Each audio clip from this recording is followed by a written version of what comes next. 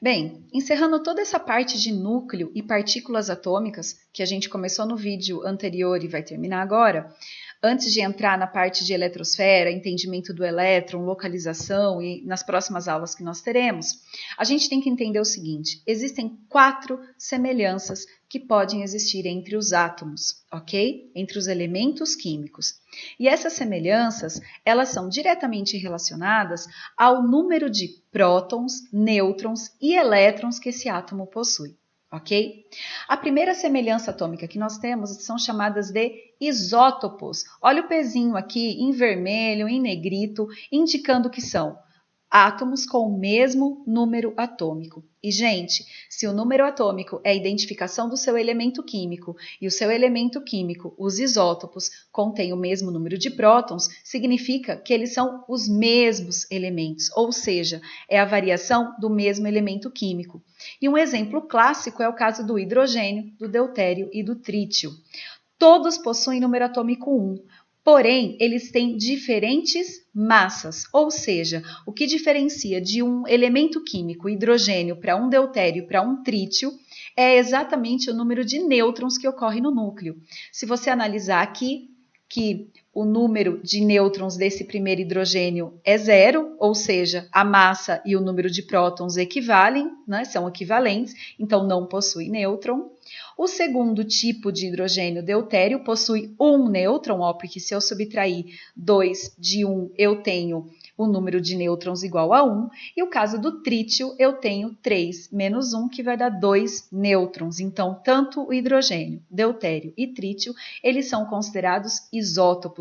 E existem vários isótopos, por exemplo, do oxigênio, que tem o 16, 17 e 18, certo? Oxigênio número atômico 8, possui massa 16, oxigênio massa 17 e oxigênio massa 18. Então, a maioria dos elementos químicos possuem isótopos. O segundo grupo de semelhanças atômicas são os isóbaros, e aí a gente já tem uma definição um pouquinho diferente. São elementos diferentes, porém com massas iguais. Então, no caso do potássio e do cálcio, são elementos químicos diferentes porque possuem o mesmo número de prótons, mas a massa deles são iguais, ok? Então, o escândio e o titânio têm essa mesma situação, número de prótons ou número atômico diferentes e massas iguais. O terceiro tipo de semelhança atômica, elas são relativas aos nêutrons. Então, são elementos diferentes, massas diferentes, e a única coisa que iguala a eles é o número de nêutrons. Então, se nós subtrairmos a massa do número atômico, nós temos o número de nêutrons. Nos dois casos, no berílio e no boro, o número de nêutrons é 6. Então, nós consideramos berílio e boro isótonos. E o último grupo de classificação, pessoal, das semelhanças atômicas, eles não são comparados somente entre átomos, mas sim entre espécies. E as espécies a gente considera íons, cátions e ânions, tudo bem? Então, eles são chamados os isoeletrônicos. Se a gente pensar que isoeletrônico, elétron, é o mesmo número de elétron entre eles, eu não preciso ter igualdade em nada, nem em massa, nem em número atômico, só que quando eu determinar os elétrons de cada espécie ou átomo neutro, eu tenho o mesmo número para eles. No caso aqui do flúor, ele tinha 9 prótons, ganhou 1 elétron e ficou com 10.